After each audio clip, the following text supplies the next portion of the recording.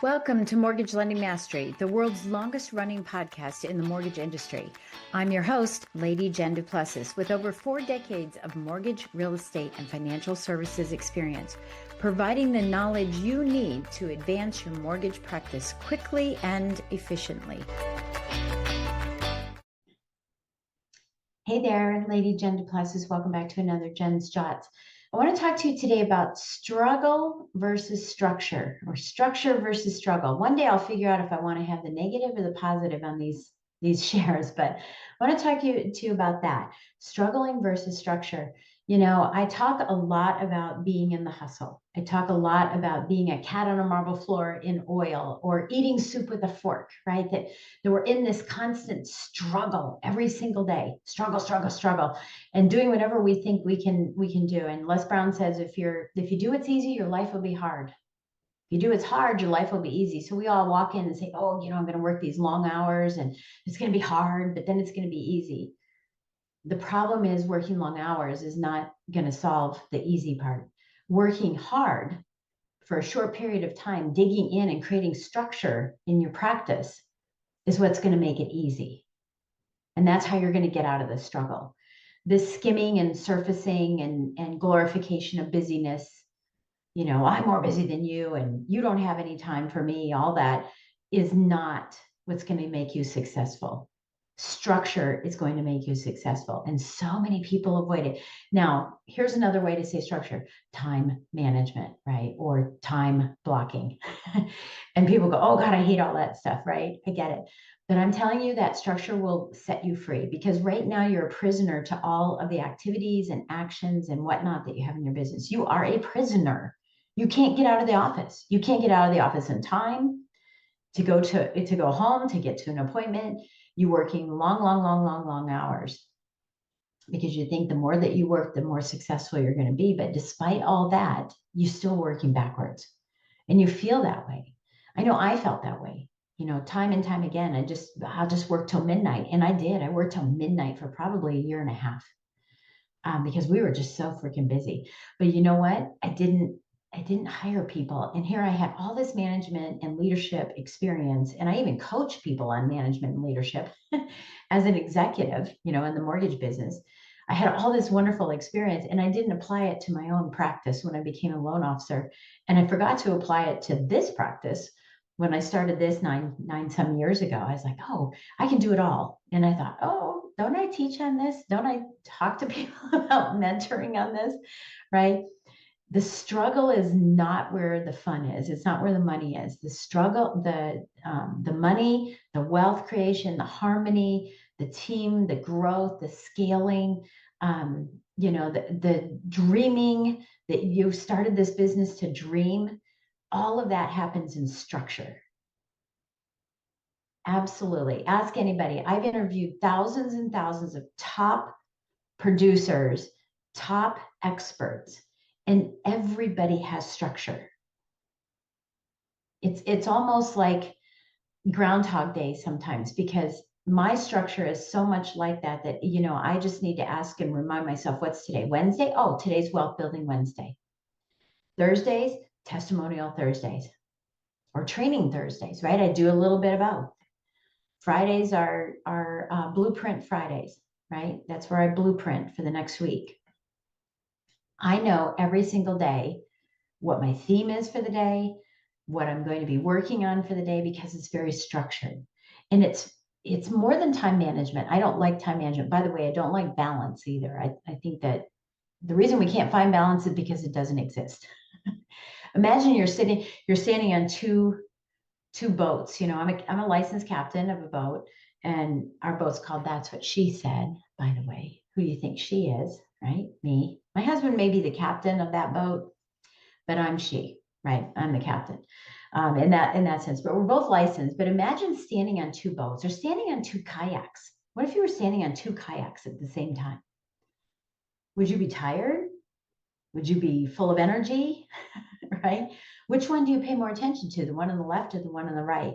Or you watch the right for a while and the left starts, getting away from you. You start creating the splits and you're like, I got to get back to the left, and sorry, right, I can't work with you. And so this is why balance doesn't exist. It's just exhausting. And when you do get balance, your attention is 50-50. You're never fully in. You're never fully present for one of them, right? Because it's 50-50. You're just kind of haphazardly doing everything. So that's why I don't believe in balance. I don't even believe it exists. And this is why we can never achieve it.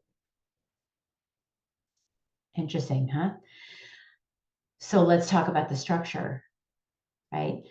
Being 100% all in, 100% present in the task at hand is where success is going to be found.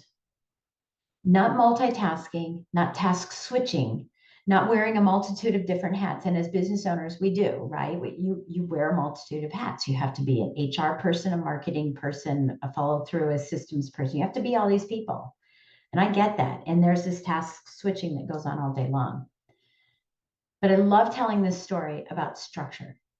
So bear with me for a minute. And by the way, this story, if you ever want to tell the story to your team and how we need to get into structure now, and they're like, I hate structure. You can tell this story in one of two ways, or come up with your own way. It doesn't matter.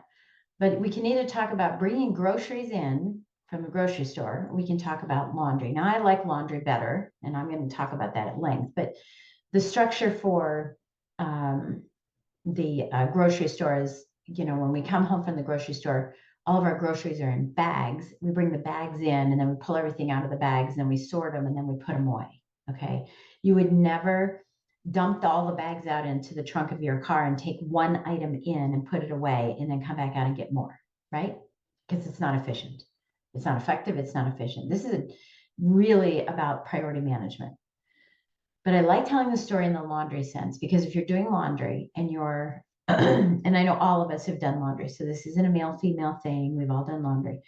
Laundry is drying and it's finished drying. Some people take each item out and they fold them and put them on top of the laundry, and then they call their kids in to get their pile. That's one way, right? Others put everything in the basket and they go someplace and they fold everything on a bed or a dresser or living room while you're watching TV, and you put everything in piles. But no one that I know of, unless you want to lose weight, this is a really good strategy. If you have time and you're trying to get more steps in and you want to lose weight, open up the dryer, pull a sock out, run it all the way upstairs into a bedroom, into a drawer, open the drawer, close the drawer, put the sock in, close the drawer, go all the way back down, and then find a shirt, right? And run that to a different room, hang it up, fold it, whatever you're going to do, and then come back in. And the reason I ask people all the time, why don't you do this? Because it's not efficient, right? It's not efficient at all. It takes too much time. It's too much work. It's too much energy. See, this is what happens when you're task switching. This is why I call it, why do you think they call it a laundry list? It's a laundry list of things to do.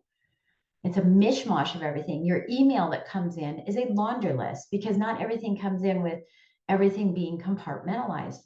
You can set rules so that you can compartmentalize them, and that's what I'm going to suggest you do. But it doesn't come in that way. It comes in as a laundry basket, a laundry list of things to do. And I talked to someone not too long ago that I was coaching, and he had over 3,000 emails in his inbox. I'm like, why? And he goes, oh, it's just all these people are sending me. And I'm going, well, how much money do you make? He's like, well, I make about 150,000 a year. I'm sorry to say, but that is ridiculous. That is ridiculous. And I'm going to say it in a way that you probably may not like or whatever, but you're not that, and I didn't say it to him this way. I'm telling you this, right? That's not success. You're not that important. You don't need 3,000 emails in there to make you feel good. If anything, it makes you feel horrible. He was going to hire someone to manage his emails, making 150,000 a year. So my revenue is much more substantial, and I have no one managing my emails because I've set rules. It comes in as a laundry basket, and I've set rules to compartmentalize them so that when I work in a time block that is for that rule and that compartment, that list of, or stack of shirts, stack of towels, right? I set a time block that I'm going to work on towels, or a time block that I'm going to work on marketing, or that I'm going to work on submitting something for a speaking engagement, or that I'm going to respond to my clients. Now I've stacked them and compartmentalized them, and I work on them when I have that time in my time blocking. That's the only time I'll talk about time blocking, because it's all priority management. It's managing the priorities, not managing everything. You can't do that. You can't manage anything that's all over the place. It's like a 52 card pickup, right? Same thing. You want to sort them by suit, same thing. I hope you're getting this. I hope you're with me on this. Making sense? The structure is what's going to bring your life back to center, where you don't have to try to balance. You are the center. You're 100% present, and you move from compartment to compartment, which inside of the compartment are tasks related to that compartment. So if you're going to go online and you're going to price something out and do some comparison pricing, you're going to do it once. You're not going to go to it and then something else and something else and then have to log back in again. If you're going to pay all your bills, you go to the website, and all the websites, and you set up the dates for them, and you're done. Not, well, this bill's due this day and that one's this day, so tomorrow I'll do that. And then you wake up in the middle of the night, I didn't pay the bill, right? Get all your bills done once a month and set it up to be paid.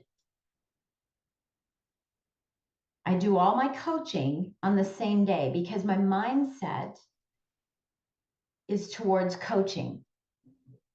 And it's interesting because then my topic of coaching tends to be the same. We start kind of going down that, obviously clients have different challenges and problems that we need to address, but then what I'm coaching on or what I want to share with them becomes the same thing. I have my group coaching the same day every time. I do all my podcasts the same day. I do one podcast one day and another podcast another day, so that I don't commingle my topics, right? Because I can get through them much faster. Have you ever done Christmas cards, right? And you get that stack out, right? You have your stamps, and you have your return labels or a stamp for that, and you have your address book or your phone out, and you've got the cards, and you've got the envelopes, you've got everything all laid out. And you start doing that first one, and you're saying, Aunt Sue, it's been a great year, hope you're good, etc. Love you, love you. And you close it up and you feel really great, and you stuff the envelope and you lick the envelope and you turn it over and you look on your phone and you say, there's her Aunt Sue's address. You take your stamp and you stamp your return address, take another stamp, you stick it on there, and you got one done, right? By the time you're at your seventh one, you're just going, it was a great year, hope yours was too, signing. And then you don't even stuff the envelope. You just do a whole bunch of cards. And then you go back once the cards are all done, because it was compartmentalized. You did the same task over and over because it was faster and faster. Now you go in, you stuff. And you don't even lick them anymore. Now you've got a sponge, and you're sponge. You've got them all sprawled out because they're drying a little bit, right? And then you fold them all down. You flip them over and you stack them up. You spread them out so you can stamp. You let those dry while you're sticking the stamps, right? And then you're writing everything out. You got everybody's address and you're writing it out. But the reason why you start going in that direction is because it becomes more efficient when you are structured and compartmentalizing tasks, like-minded tasks. Why would you have a phone call with a client who's not happy with you, right? And saying, I'm really sorry you feel this way. I apologize that this didn't happen. And then the next call is a sales call where you're supposed to be on, right on. I'll just say on. Why would you do that? Make all your sales calls, because you're in a rhythm, you're in a pattern, right? Make all your sales calls, and then call all the people that are disgruntled, if that's what you have to do. And then call everybody to schedule appointments, because now you know your calendar a little bit better, and you go, oh, I can't do that day. I already know. That's what structure does. It's prioritizing. I'm going to talk about prioritization here in just a second, but it's prioritizing, right? And compartmentalizing like activities and tasks, not task switching. Not every 10 seconds you're doing something different. Here, there, and yonder. And there's statistics about this, about when you get interrupted and distracted from something and how long it takes you to get back in play. And there's all kinds of numbers on this, right? But how long it takes you to get back and play, that is wasted time, energy, and space. People always ask me, how are you running 4 six-figure plus businesses? And it's because I have structure. It's also that I have a great team. I have management and leadership experience too. I know how to manage my team, which is what I coach people on. But I also have structure. These Jen Jots, you can go back and look at them. I'm wearing the same thing a lot of the times because I'm knocking them out. Get in a pattern and it's easy to knock them out instead of, oh, I'll do one today and one tomorrow and 3 tomorrow and the next day. I just knock them out because now I'm on a roll, right? So you've got to start compartmentalizing like-minded activities. It can't be a laundry list. It can't be a to-do list. It's all different things. You've got to compartmentalize them, set a time block so that you can address them when the time comes. It becomes your digital brain. Address all those things when the time comes. Don't worry about them now. Now, when I talk about prioritization, I do have one strategy for you. I think that intention is everything. Setting intention every day. So every day, the very first thing I do, this is funny. If you've ever read Eat That Frog by Brian Tracy, his is a little different. It's like that big, audacious, yucky thing you have to do, right? Mine's a little bit different in this. So you can still call it Eat That Frog if you want, but every day I wake up and I say, what's the one thing? I have to do 20 things. I have to do 70 things, whatever number you have to do. I have to do all these things or want to do, get to do, choose to do all these things. But what is the one thing that will move the needle on my business today? And that is the first thing I do. And it might be the one that takes all day and I don't get to everything else, and that's fine. Because tomorrow I'll have a different one thing that moves the needle on my business, and it won't take as much time, and I can get to all those other activities, but not in a laundry list, but rather in time blocks of like-minded activities. Now, I would also say each day isn't the same thing. I'm going to have an hour I work on marketing and an hour I work on, personal development and an hour I pay bills. It's not like that. It's more that once a week I pay bills. Twice a week I work on marketing. You need to set up your time blocks the way that work for you. But every day, just like every day we have a team huddle, because I say, what are you working on? What am I working on? So that we don't bother each other during the day so we can get our work done. What's the one thing you could do tomorrow that would move the needle on your business? That is the one thing you have to get done. Then you go into your time blocks. And by the way, that is its own time block. But then you go into your time blocks. So I hope that was helpful. Structure is the way to be successful. Struggling and multitasking is not going to help you get there. That has to change, and it has to change right away. So here's your action item. Look at your calendar and start putting in time blocks of structured time of the different tasks that you do. So you're going to do multiple tasks in one time. Those stacks of laundry, right? All the pants go together, all the shirts go together, all the socks go together. That becomes your to-do list. Then once you've got the blocks made out, go into them, edit them, and in the notes, put what that action is. Is this a pant action? Is this a shirt action? What is the action? You have to make phone calls, put the names of the people. So when you open that up, boom, this is what you're doing. And then time block every single day. First thing in the morning that you're doing, you're going to determine this at night. But first thing in the morning that you're going to do is you're going to look at that time block and say, this is the one thing that will move the needle on my business. Maybe it's 5 phone calls to partners that you haven't met for a while. Maybe it's 5 phone calls to alumni clients to see how you can help them today. It's one thing. Maybe it's filling out an application for speaking someplace. Maybe it's reaching out to a mentor and asking for counsel. But it's that one thing that will move your business forward. I hope that's been helpful. I'll catch you next time. Thank you for joining Mortgage Lending Mastery. If you found value in today's conversation and would like to get support, simply go to supportfromjen.com. That's supportfromjen.com, or reach out to me on social media. Keep watching and listening for more insider secrets, stories, strategies, and ideas to help you become a master in your business.